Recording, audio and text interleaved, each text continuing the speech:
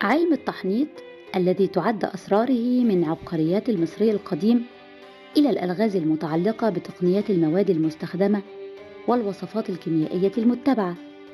واستخدمت عمليات التحنيط بكثرة عند المصريين القدامى، فهم أول من قاموا بالتحنيط باستخدام مواد كيميائية وعطرية.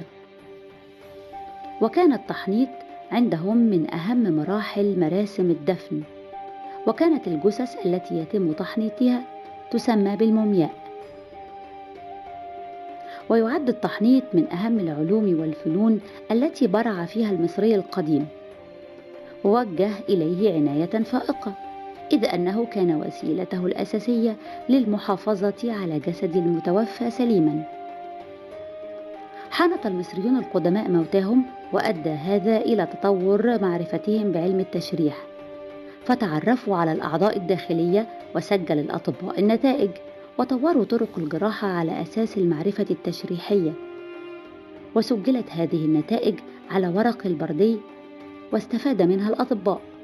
ولا يزال الأثريون وعلماء المصريات يبحثون يوميا عن ما خفي من أسرار التحنيط وعلومه وطقوسه لدى المصريين القدماء. وكان التحنيط وما زال أحد الأسرار الغامضة التي حيرت العلماء واشتهرت بها مصر القديمة.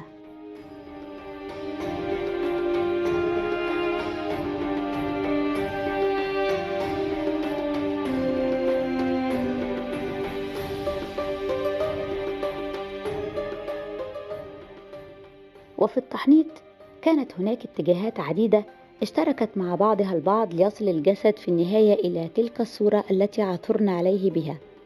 مثلا الدافع الديني وراء التحنيط، وهو نفس الدافع الذي دفع الكهنة والمفكر المصري القديم البسيط الذي كان يفكر بعقل بكر إلى التوصل لطريقة ترضي الديانة المصرية القديمة وترضي الآلهة من خلال حفظ الأجساد بتلك الصورة المثالية. وكان المعتقد الديني عند المصري القديم هو المحرك الأساسي، وذلك من خلال أهمية الجسد في الديانة المصرية القديمة.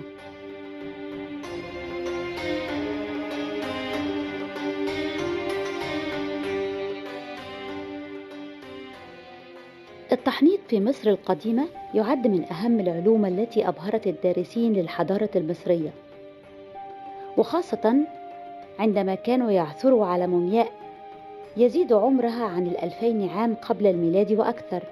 وكانت المومياء تحتفظ بشكلها وملامحها، وبعض هذه المومياوات كانت تحتفظ بزينتها وملامح وجه كاملة. ورغم محاولات البعض التوصل إلى سر التحنيط والخامات المستخدمة والمواد الطبيعية التي مكنتهم من ذلك، إلا أنه إلى الآن لم يتم معرفة الأسرار بشكل كامل. وبالنسبة لأدوات التحنيط، فمعظم الأدوات التي تم استخدامها في التحنيط تم العثور عليها بجانب المومياوات، ولعل هناك المزيد لم يكتشف بعد. ولكن بعد تخيل كيفية القيام بعملية التحنيط، فإن الأدوات الموجودة والتي تم العثور عليها تكفي للقيام بالغرض.